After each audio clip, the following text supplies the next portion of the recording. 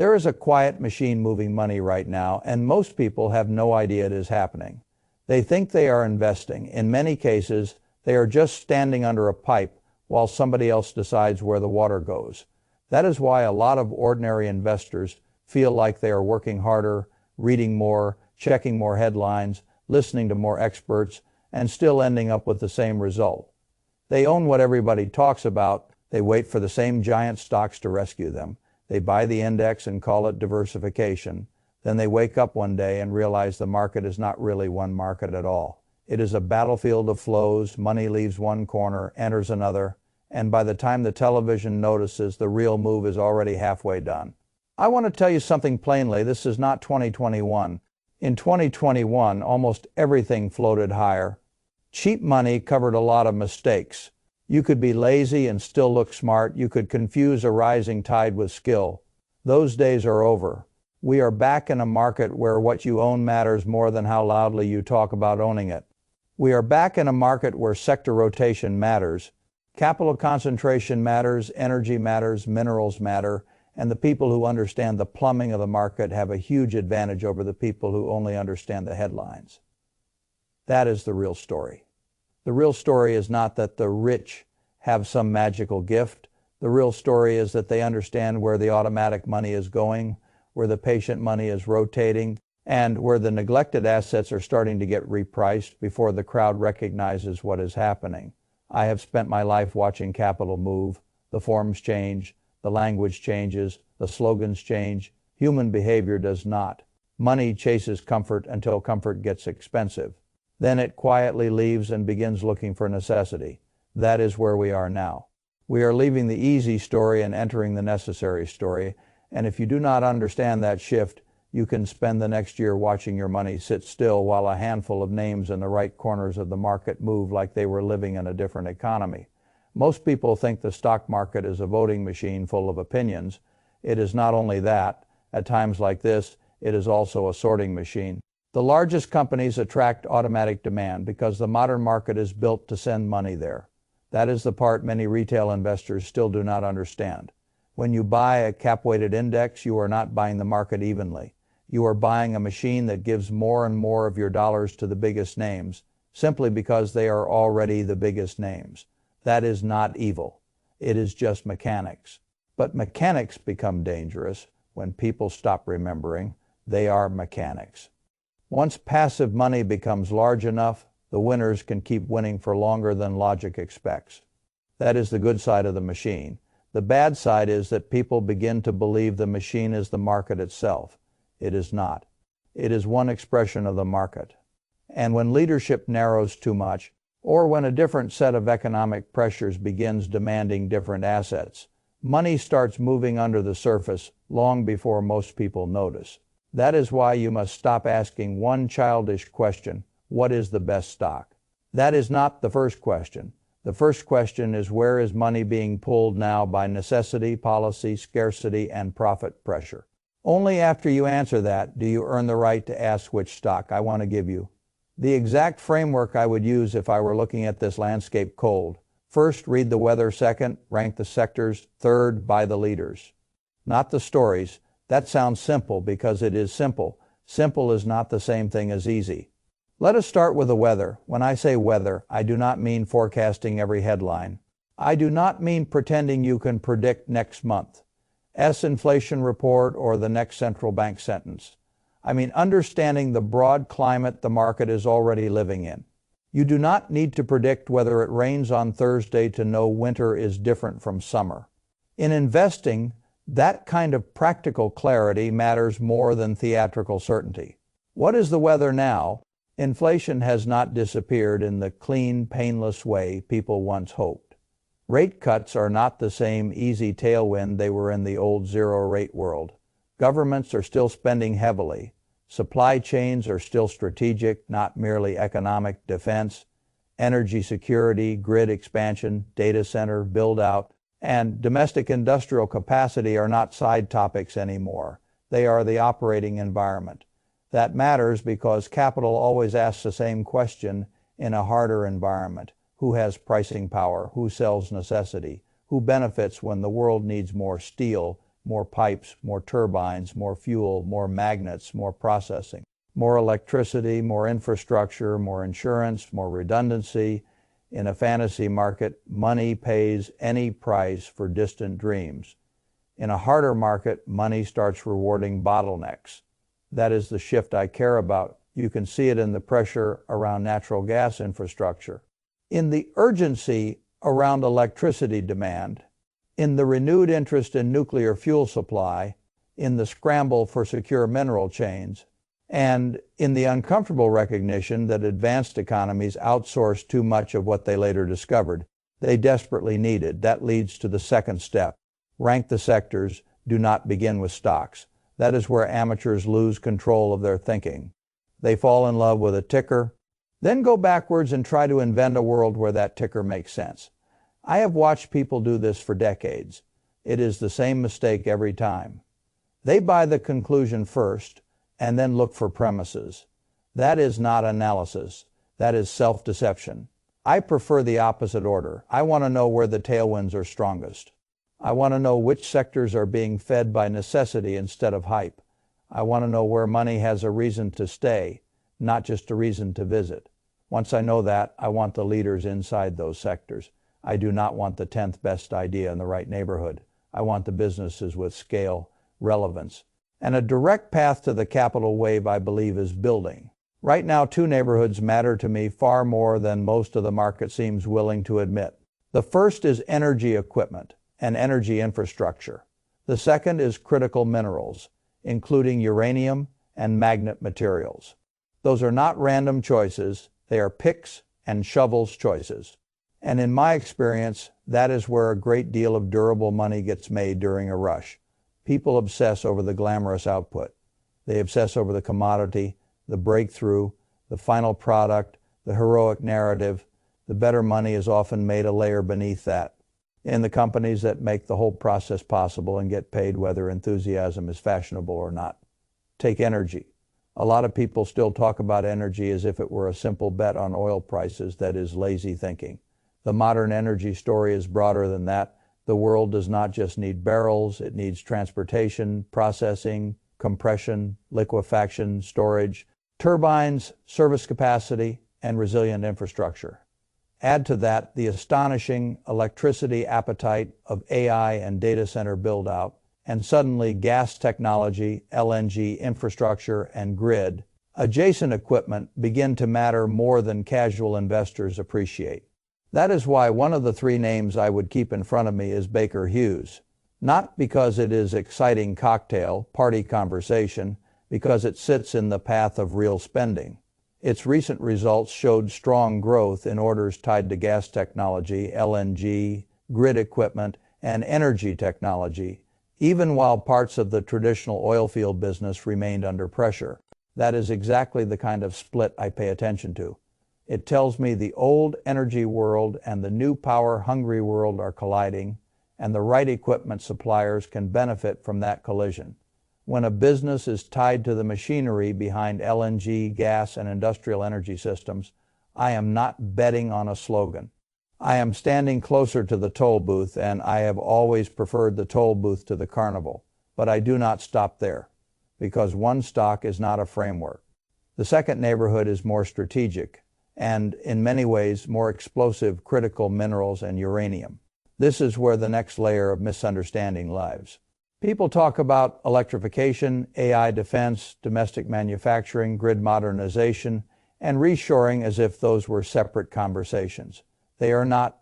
They are all mineral and energy conversations wearing different clothes. You do not build AI capacity without power. You do not build more power without fuel, cables, transformers, cooling, and materials.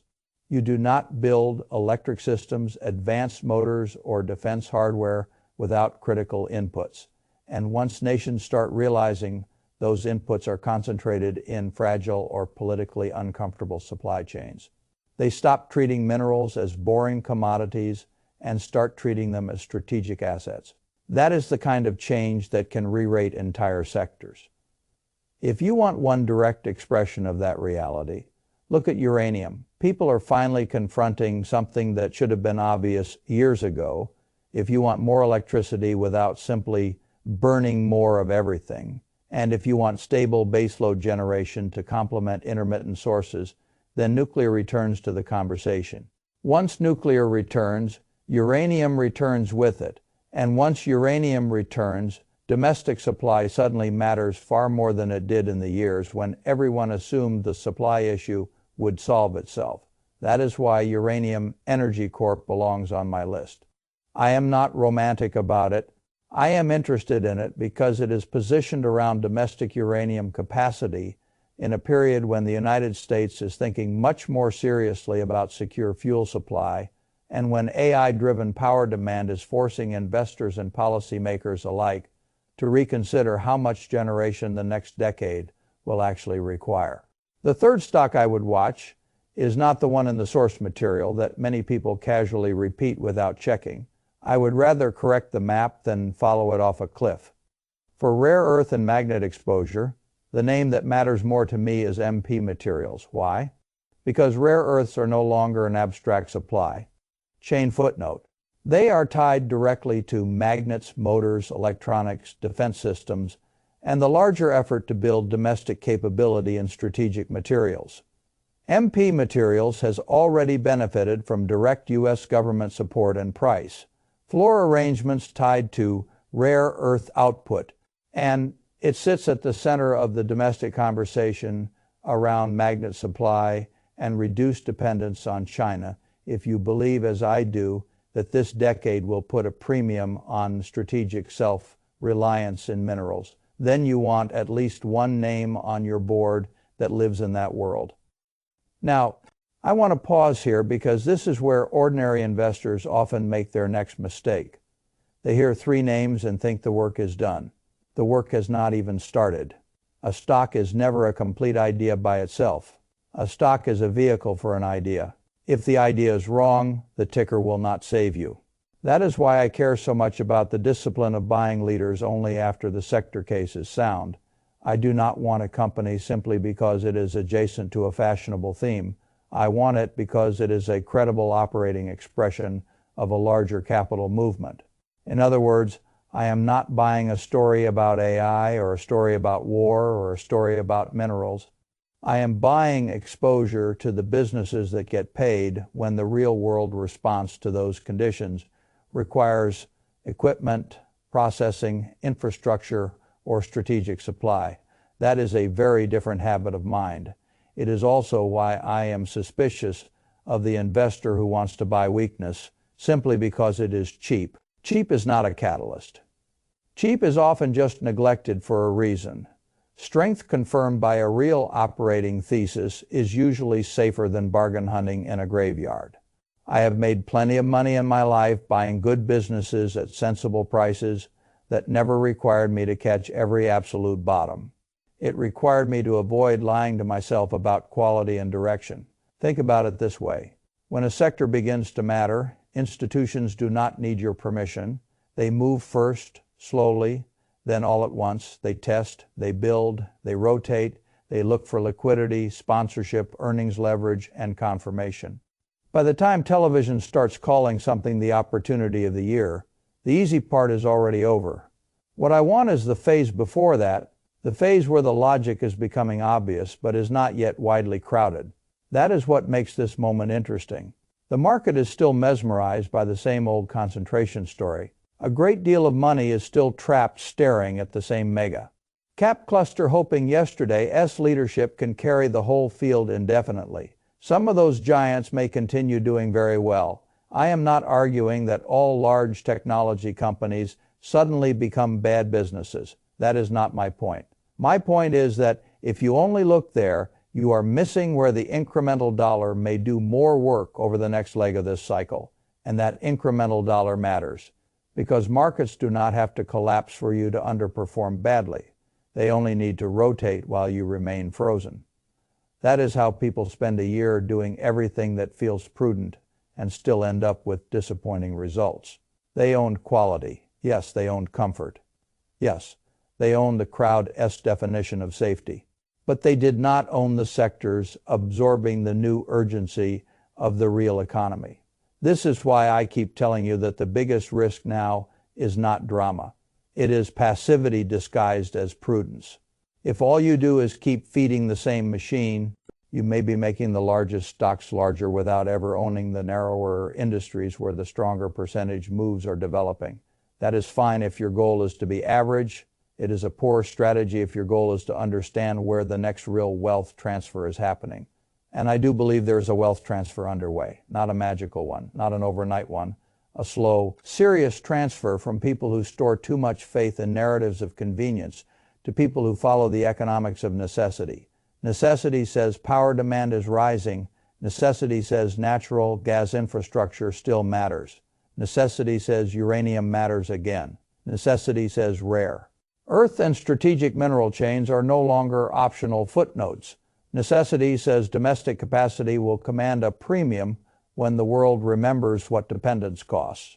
When the world rediscovers necessity, the right assets stop looking boring. They start looking inevitable. That is the kind of transition that can create some of the best opportunities of a decade. Not because everybody gets rich, not because every ticker works, not because there is no risk, but because the market spends so much time staring backward that when it finally turns, the repricing can be violent. So what do you actually do with this?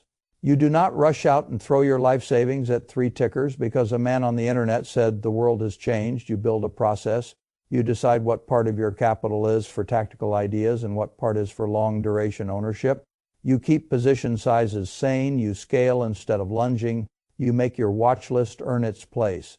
You ask whether your thesis is getting stronger or weaker as new information arrives. And most of all, you stop treating stocks like lottery tickets and start treating them like claims on businesses sitting in the path of real capital flows. That is a grown-up way to invest. It is also the only way I know to survive a market that no longer hands out easy rewards for lazy exposure. Let me make this even more practical. If I were guiding someone through this from scratch, I would tell them to do 3 things this week. First, write down the macro weather in plain English, not 10 pages, 5 sentences. Are rates truly easy or still restrictive? Is power demand rising? Are governments spending more or less on defense and domestic industry? Are supply chains becoming simpler or more strategic? If you cannot say the weather in plain English, you do not understand it. Second, rank sectors by necessity, not popularity. Ask which areas benefit if inflation lingers, if power demand rises, if strategic supply chains matter more, if governments keep trying to secure domestic capacity. If real-world capital spending beats financial fantasy, that exercise alone will separate you from most investors. Third, identify the leaders in the winning groups. Not the noisiest stocks, not the cheapest stocks, the businesses with credible operating leverage to the theme, proven relevance, and enough size or quality that serious money can actually own them. That is how you follow the money without gambling. That is how you stop being the person who always arrives after the move is obvious.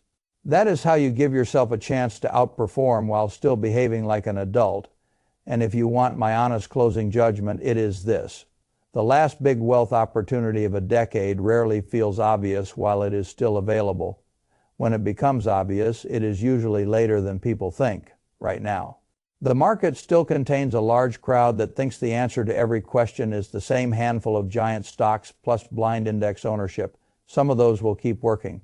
But the more interesting money, in my view, is being made in the harder places, the less glamorous places, the places tied to fuel, processing, supply, build-out, bottlenecks, and strategic necessity. That is why Baker Hughes interests me. That is why uranium energy interests me. That is why MP Materials interest me. Not because they are guaranteed winners, because they are standing where capital increasingly has to go if the world we are actually living in keeps demanding more power, more resilience, and more strategic self. Reliance. Most investors want excitement. I want inevitability. Most investors want a tip. I want a current. Most investors ask which stock will make them rich. I ask where the money has no choice but to move next. That is the difference between chasing noise and following the money. And in a market like this, that difference can decide everything.